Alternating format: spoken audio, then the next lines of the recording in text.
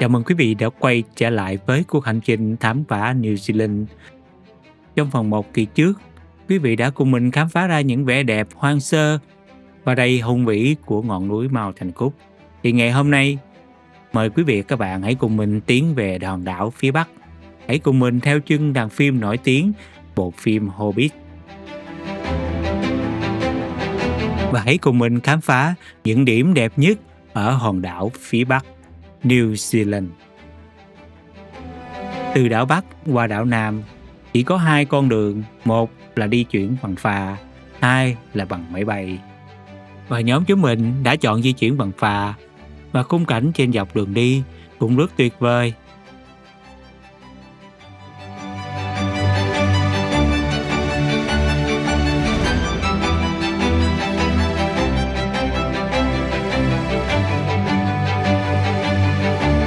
Và với hành trình 4 tiếng và phà rất là hiện đại, có phục vụ món ăn trên tàu. Và đồ ăn cũng khá là ngon và khung cảnh hai bên cũng rất là đẹp. Và đón hoàng hôn trên phà cũng là một trải nghiệm đáng nhớ. Với chiều tà đầy lãng mạn và nên thơ, khung cảnh hoàng hôn trên phà khiến du khách mê mẩn.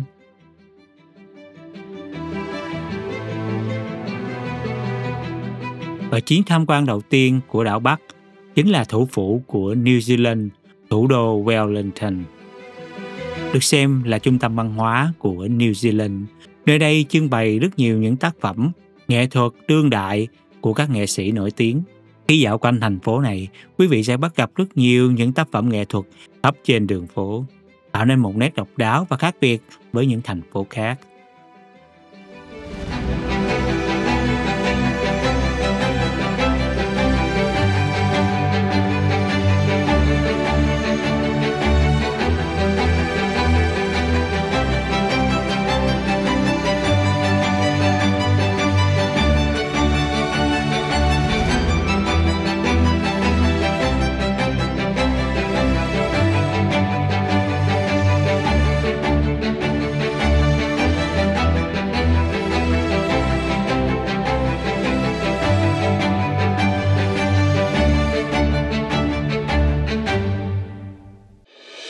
Địa điểm tiếp theo chính là Mount Victoria Lookout. Đây là một điểm ngắm nằm trên đỉnh đồi, có thể phóng tầm mắt xa xa, nhìn toàn cảnh thành phố Wellington, thủ đô của New Zealand.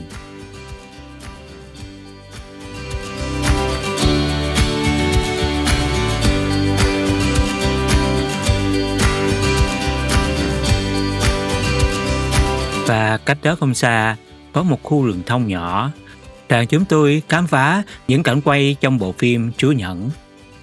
Chúng tôi bị thu hút và ấn tượng với những hình dáng kỳ lạ của khu rừng thông ở nơi đây. Tại nơi đây, chúng tôi đã tái hiện lại một cảnh quay trong bộ phim Chúa Nhẫn.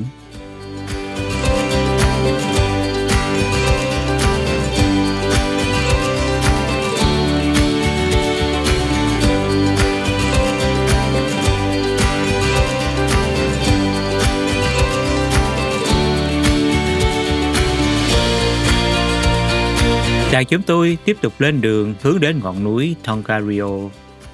Trên cung đường này, chúng tôi đi qua rất nhiều những thung lũng với cảnh sắc mê lòng người và một hoàng hôn đầy lãng mạn và rực rỡ.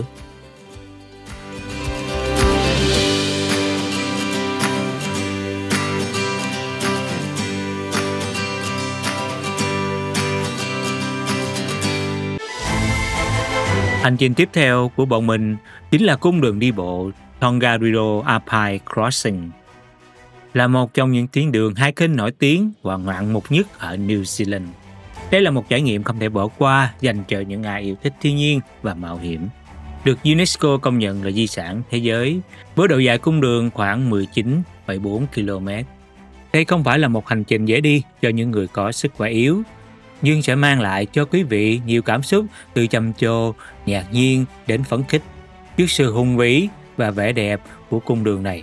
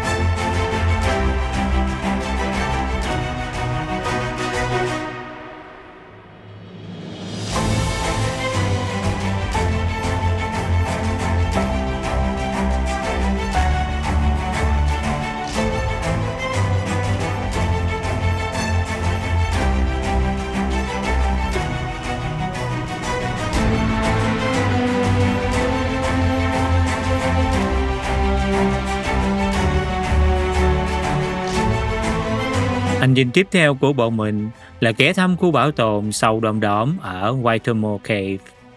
Những sinh vật này ẩn mình trong hang tăm tối.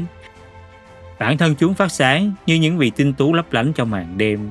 Đằng sau những ánh sáng lấp lánh xinh đẹp là những chiếc bẫy chết chóc được giăng sẵn để bắt những con mồi bị mê hoặc bởi ánh sáng màu xanh lục huyền bí phát ra từ người chúng. Hàng ngàn con sâu lom đóm đã tạo ra một cảnh tượng mê hoặc lòng người như lạc vào một thế giới huyền bí đầy ma thuật. Loài sinh vật kỳ diệu này chỉ hiện diện ở New Zealand và Úc mà thôi.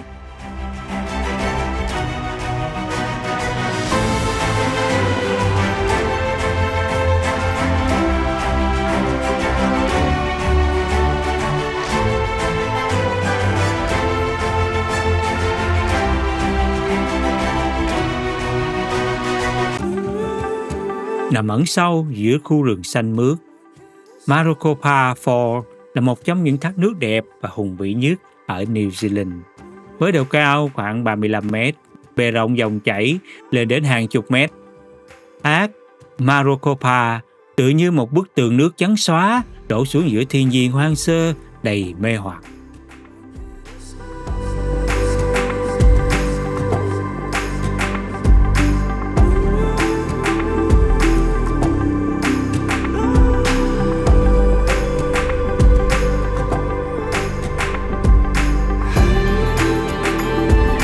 Địa điểm tiếp theo chính là hồ Taupo. Taupo không chỉ là hồ lớn nhất ở New Zealand, còn là một kỳ quan thiên nhiên nổi tiếng thu hút hàng triệu du khách mỗi năm. Hồ Taupo có một màu xanh lục đầy mê hoặc và có diện tích gần tương đương với đất nước quốc đảo Singapore. Hồ được hình thành từ vụ phun trào siêu lớn khoảng 26.500 năm về trước, được xem là những vụ phun trào núi lửa mạnh nhất và đã hình thành một hồ Taupo xinh đẹp như ngày hôm nay. Và quý vị cũng đừng quên ngắm hoàng hôn và bình minh lướt tuyệt đẹp ở hồ này.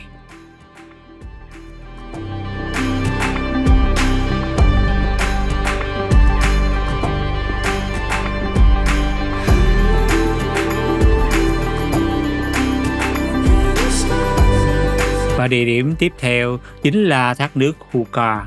Quý vị sẽ bị choáng ngợp bởi dòng chảy đầy mạnh mẽ của nó. Cứ mỗi giây có khoảng 220.000 lít nước tuôn chảy qua thác. Dòng nước cuồn cuộn một màu xanh ngọc đổ xuống từ sông Waikato, khiến du khách mê mẩn từ màu nước đến cảnh thiên nhiên nơi đây.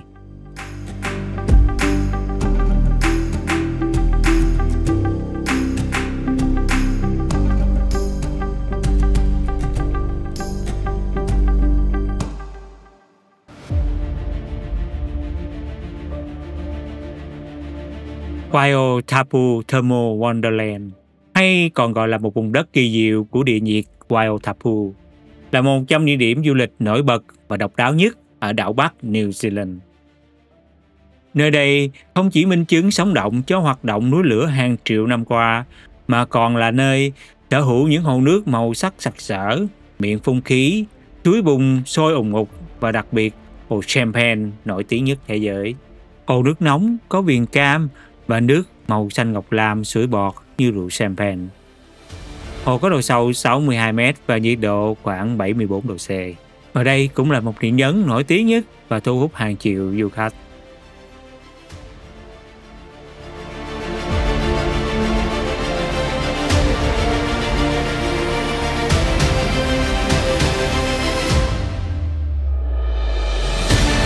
Hồ này có tên gọi là bồn tắm của quỷ, mang trên mình một màu xanh lá non tuyệt đẹp, tưởng chừng như vô hại, nhưng ẩn chứa bên trong là một sự chết chóc với nồng độ axit cao trong lòng hồ. Và đây cũng là một cái hồ khác nằm trong khu công viên, và nó cũng được hình thành bởi nước mưa khoáng chất, và nó cũng mang trên mình một màu xanh lục đầy quyến rũ.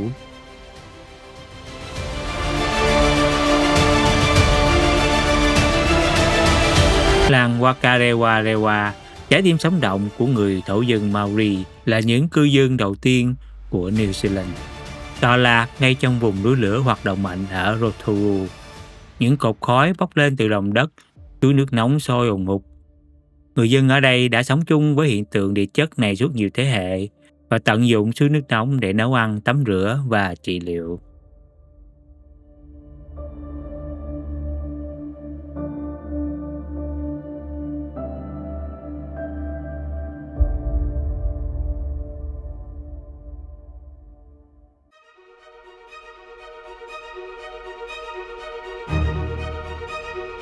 Rừng gỗ đỏ Rotorua là một trải nghiệm độc đáo nơi các bạn có thể tản bộ giữa những thân cây gỗ to, khổng lồ, cao chót vót đến tận chân trời, và chúng có thể cao đến 75 mét.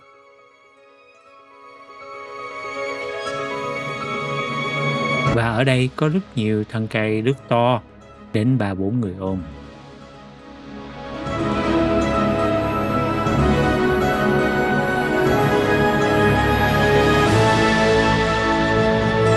Và hàng cây được sắp xếp rất là thẳng hàng, nhìn rất đẹp.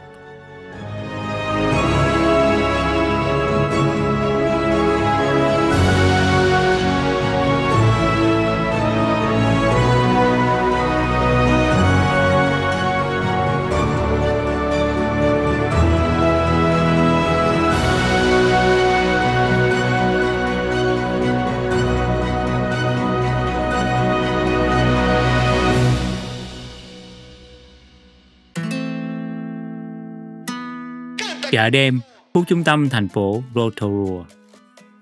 Hãy đến nơi đây để cảm nhận không khí sôi động, thức ăn đường phố đa dạng, từ ẩm thực Maori đến món Âu Á, Trung Đông đến tận Nam Mỹ.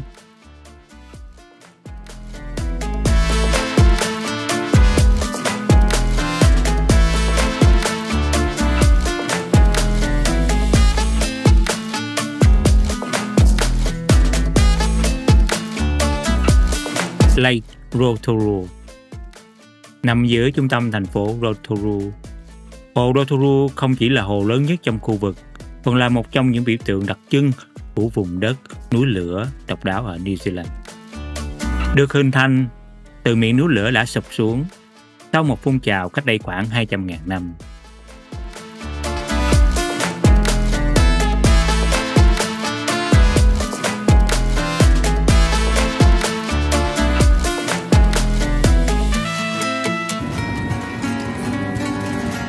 Xung quanh mình là núi lửa đó, lấy nước nóng từ núi cho mình tắm nè, miễn phí luôn của khách sạn. Đã trong khi ở Nhật là bạn phải tốn tiền nha, tắm onsen, còn đây được miễn phí, đã quá trời luôn.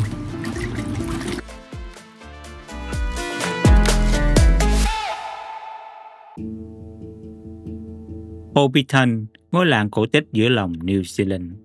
Nếu bạn là người yêu mến thế giới kỳ ảo của bộ phim Chúa tể những chiếc nhẫn hay The Hobbit thì không thể bỏ qua Hobbiton.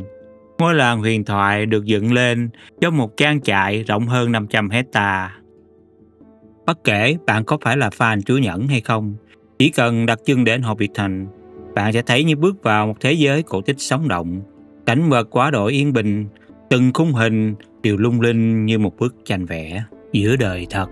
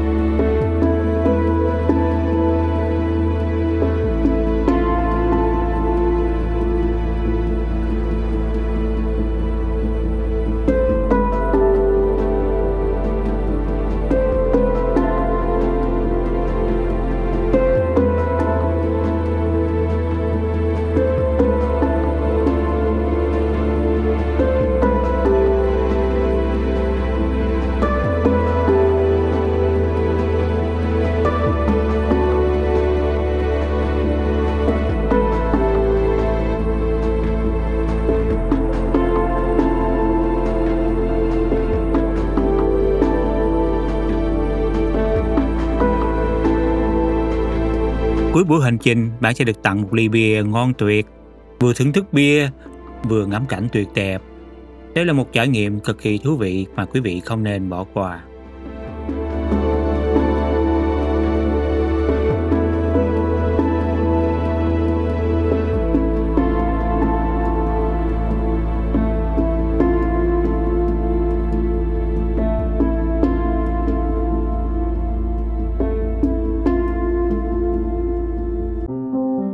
Farmington Gardens không chỉ là một khu vườn, đó là một câu chuyện kể bằng cây cối, đá sỏi và nghệ thuật kiến trúc.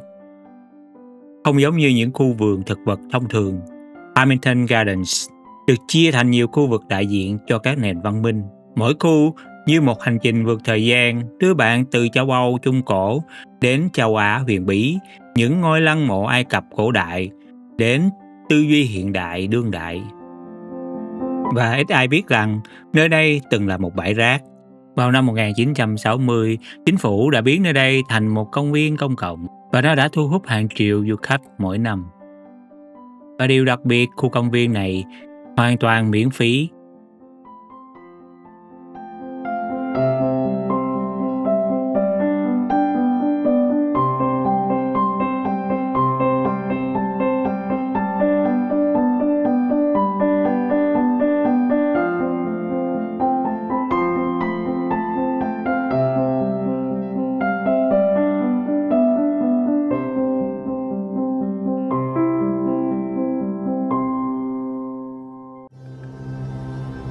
Auckland, thành phố đông dân nhất ở New Zealand và được bình chọn là một trong những thành phố đáng sống nhất trên thế giới nhờ môi trường trong lành, hệ thống y tế, giáo dục tốt và mức sống cao.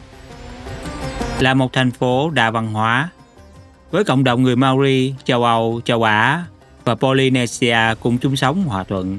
Điều này được phản ánh rõ trong ẩm thực, sự kiện văn hóa và cuộc sống hàng ngày. Với sự pha trộn giữa hiện đại và thiên nhiên, Auckland là điểm đến hấp dẫn dành cho khách du lịch quốc tế.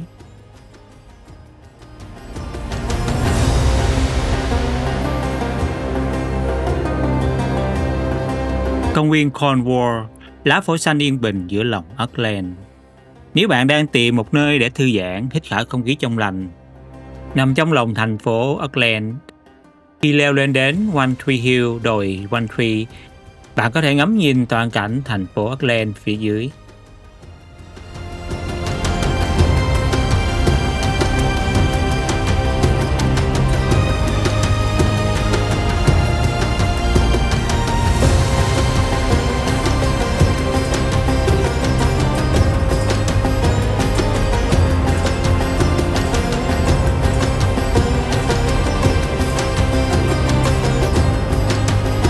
Địa điểm thứ hai chính là núi Eden, thì cũng là một điểm lý tưởng để ngắm nhìn thành phố Auckland từ trên cao. Đây không chỉ là một ngọn núi lửa đã tắt cao nhất Auckland, mà là một nơi chứa đựng nhiều giá trị văn hóa lịch sử. Và cũng là nơi tuyệt vời để ngắm hoàng hôn lúc thành phố lên đèn và bình minh ở Auckland.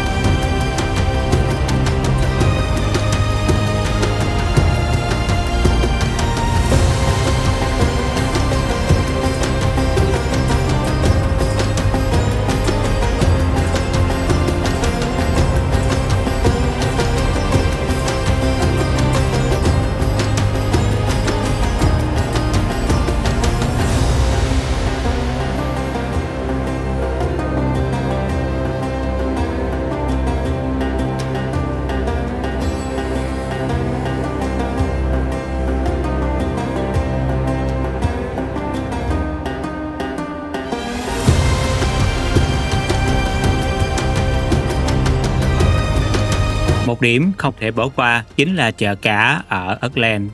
Lúc này bọn mình chạy quá sớm, mọi thứ vẫn còn chưa mở cửa và bọn mình đã thưởng thức một món sashimi ngon tuyệt. Quý vị cũng đừng quên dạo một vòng khu bến cảng Viaduct Harbour. Và đây cũng là một khu đáng để quý vị trải nghiệm.